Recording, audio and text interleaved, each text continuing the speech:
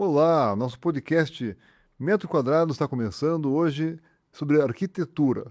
E trouxemos uma pessoa que está comemorando, estamos em clima de celebração aqui, 50 anos de arquitetura, que é o querido Ricardo Amaral. Como é que tá, Ricardo? Tudo bem? Tudo bom, Ricardo? Tudo ótimo. 50 anos de trabalho mesmo, é uma boa comemoração, né?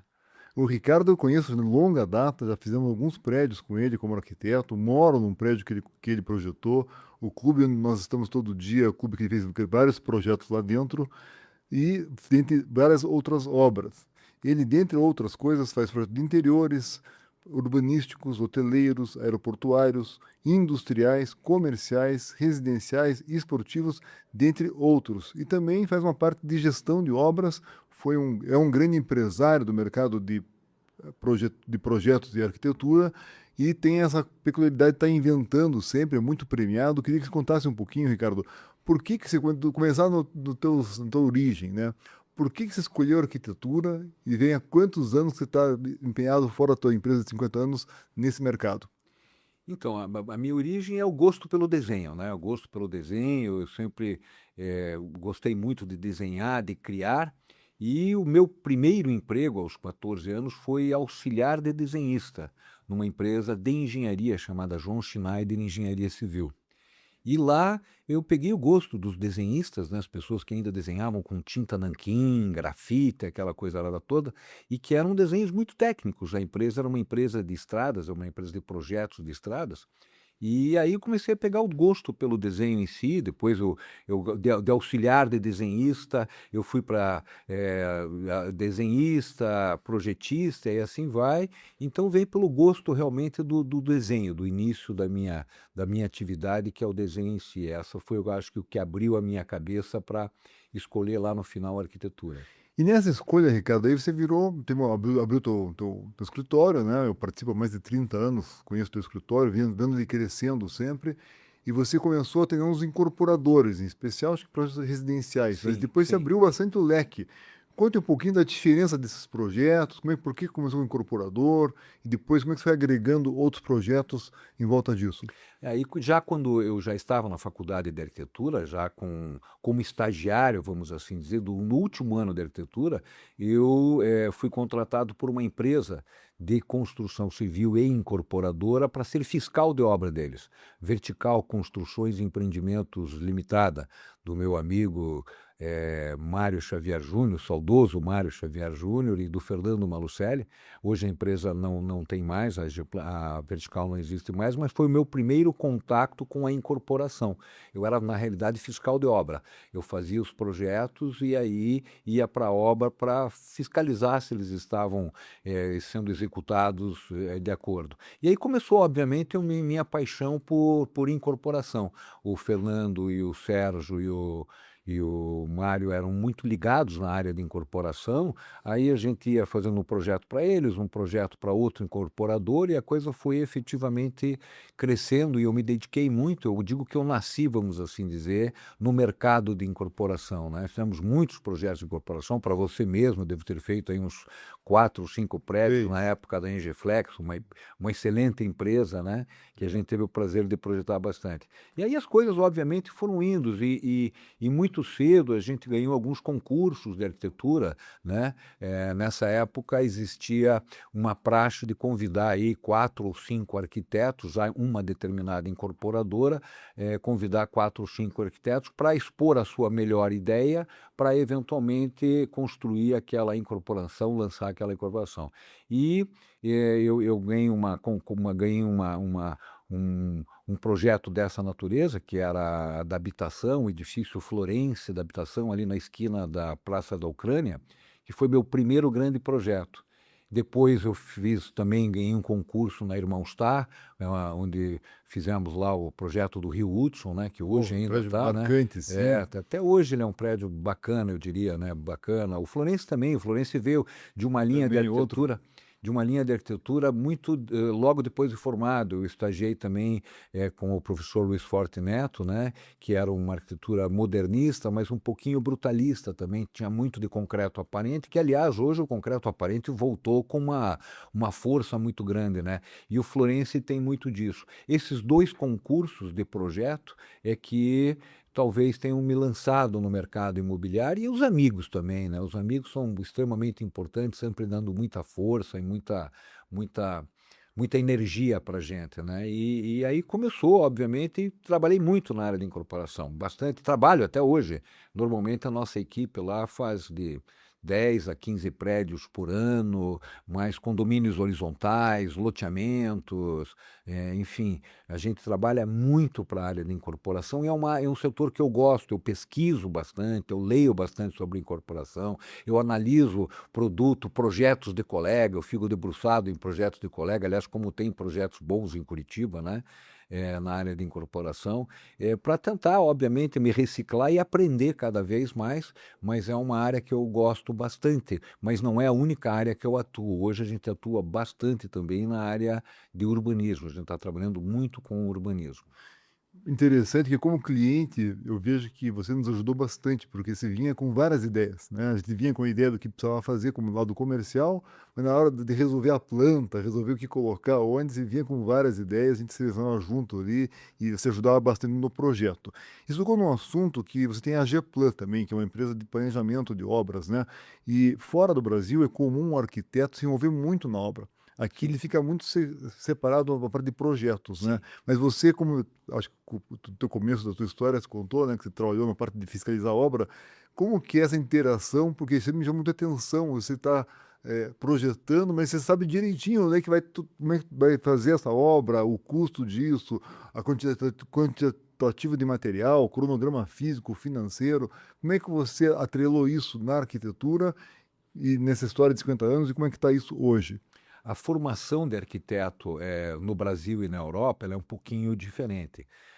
Na Europa, por exemplo, e em alguns outros países também, fora da Europa, o arquiteto ele é o manager construtor de praticamente tudo, o manager coordenador de tudo. Ele é o grande coordenador da engenharia, o grande coordenador efetivamente da obra, e ele vai para dentro do canteiro de obra para ou o arquiteto ou a equipe ou a sua equipe vão para dentro do canteiro de obra para realmente coordenar a obra para que ela seja Exatamente. executada de acordo com o projeto.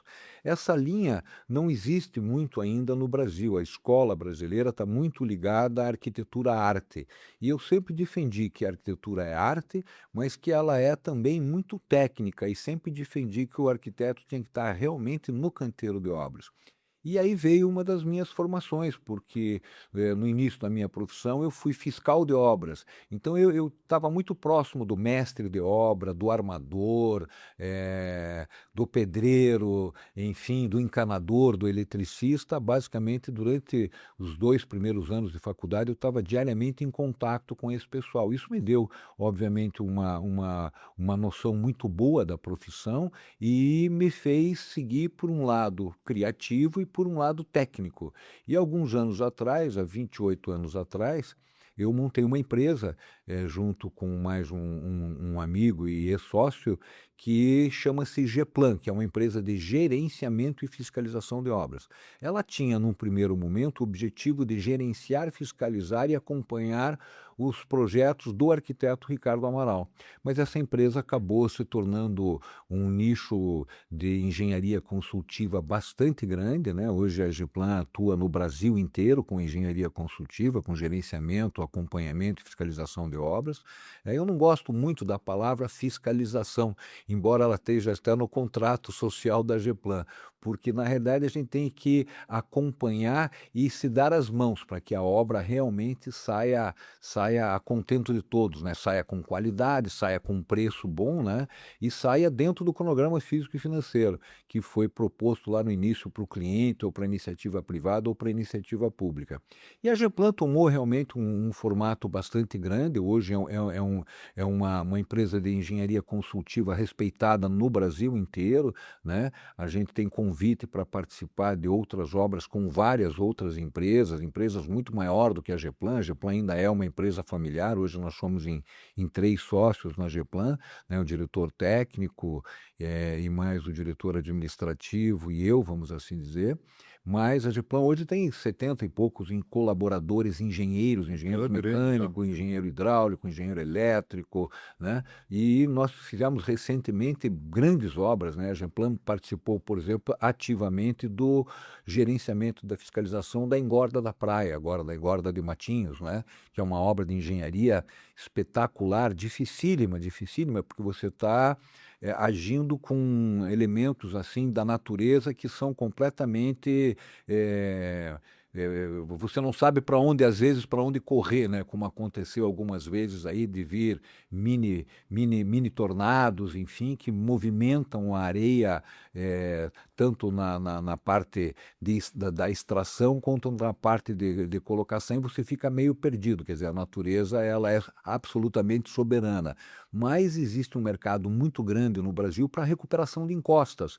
E essa recuperação de encostas de Matinhos, né, da Praia Mansa, da Praia de Matinhos, até praticamente Praia de Leste, foi a primeira recuperação de engorda desse tamanho que o Brasil teve. Hoje já está se falando em outras recuperações de engorda, mas foi a primeira grande que o Brasil teve. Um projeto que ficou praticamente pronto há 20 anos atrás, e só 2, 3 anos é que ele foi implantado para recuperar as praias ali de Praia de Leste até Matinhos. Essa foi uma obra gigantesca, uma obra grande, uma obra que nós tivemos que usar aí desde ambientalistas, engenheiro mecânico, engenheiro hidráulico, engenheiro muitos oceanógrafos, enfim, para entender, né, efetivamente o mar, porque o projeto às vezes é uma coisa, o papel é uma coisa, mas às vezes o mar e o vento, por mais que você estude, eles acabam nos dibrando um pouquinho, né? Então foi um trabalho muito grande. Hoje a Geplan está fazendo a engorda da praia de Itapuá, em Santa Catarina, está gerenciando lá e fazendo a dragagem do Porto de São Francisco, que é a maior dragagem da América Latina. São 13 milhões de metros cúbicos de areia, serão depositados 6 milhões de metros cúbicos de areia na praia de Itapuá, fazendo uma recuperação de encosta mesmo e preparando toda a Baía de São Francisco para receber aqueles big navios com container, aqueles navios chineses e japoneses com não sei quantas toneladas de containers e tal, que para o Porto de São Francisco. Então a Geplan ela acabou se tornando uma empresa nacional na área, né? Hoje ela atua muito na área de infraestrutura, na área civil e na área de infraestrutura também, e veio muito com a minha linha de raciocínio, quer dizer, o arquiteto ele tem que ter a criatividade para desenvolver um bom projeto, mas ele tem que dominar, no meu entender, o custo e dominar também a qualidade da obra. Não adianta só fazer um projeto e não saber quanto ele vai custar ou não ter esse domínio do custo. Então, sempre quando a gente faz um projeto, a gente faz dentro da empresa lá um pré-orçamento e diz, olha, vai custar tantos milhões de reais, né? Para que não haja surpresas, né? E aí a gente fica controlando e gerenciando para que esses tantos milhões de reais realmente eles efetivamente ocorram dentro do prazo razoável. Essa foi a minha inserção, essa acho que veio da linha, da veia da engenharia que eu pude, desde menino, vamos assim dizer, participar, com 14 anos, entrei na João Schneider Engenharia, como eu comentei, que era uma empresa de projetos de estrada e de infraestrutura. Depois eu fui ser fiscal de construtora e de incorporadora, aí no curso de arquitetura isso veio se aperfeiçoando, um contato muito grande com os incorporadores, eu tenho enormes amigos, né, que são hoje nossos clientes, graças a Deus, né? E a coisa obviamente evoluiu. E então a gente tem um mercado muito forte na área de incorporação. A gente atua no Paraná, Curitiba, Santa Catarina, São Paulo, Mato Grosso, enfim, a gente está atuando aí na área de projetos de incorporação para várias cidades do Brasil.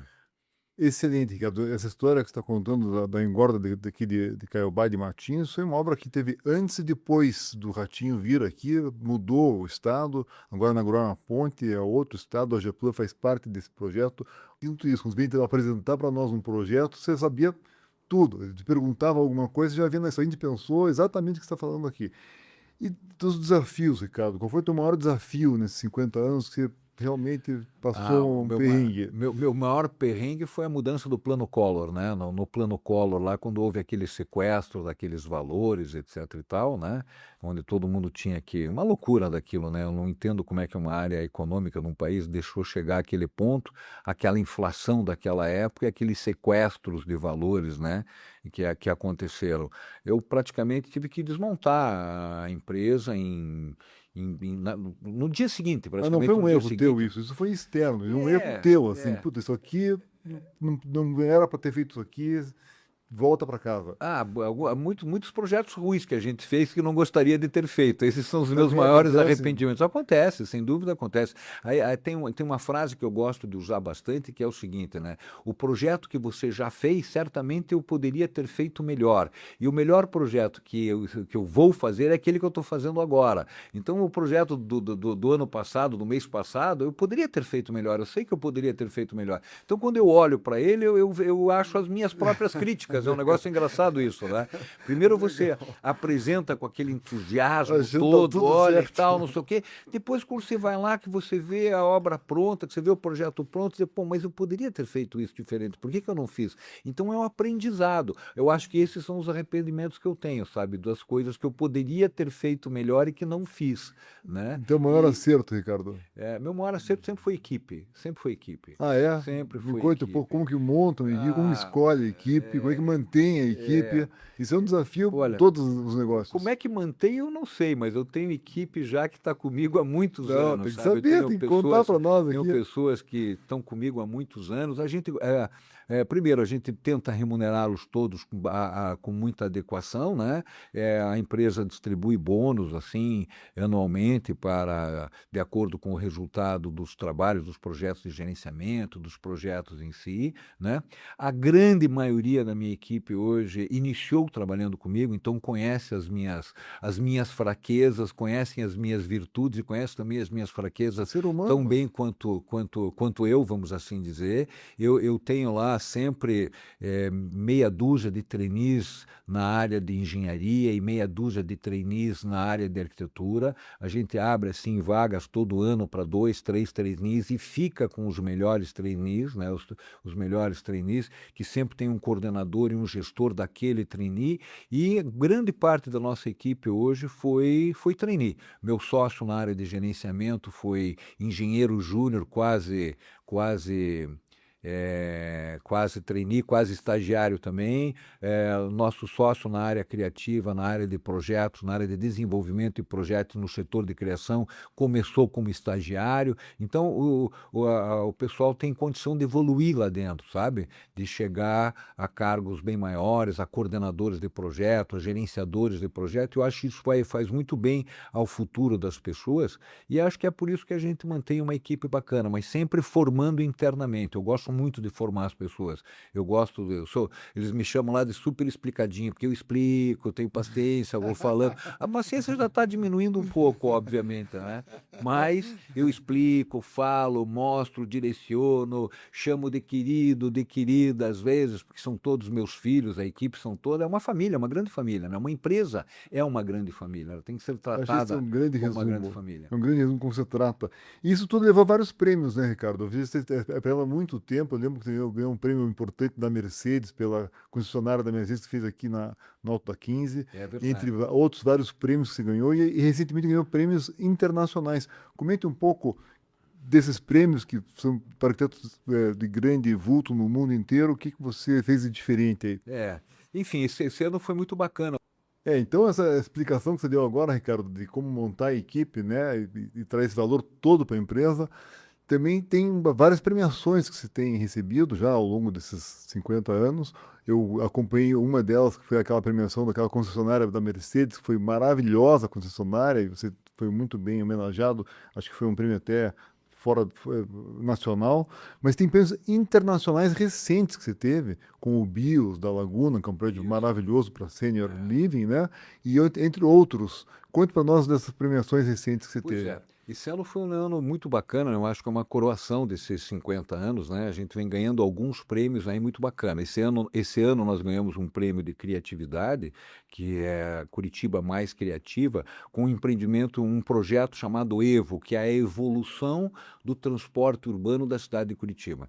Curitiba foi premiadíssima em função do seu transporte urbano, implantado pelo nosso eterno prefeito e urbanista master espetacular, Jaime Lerner, que é o BRT.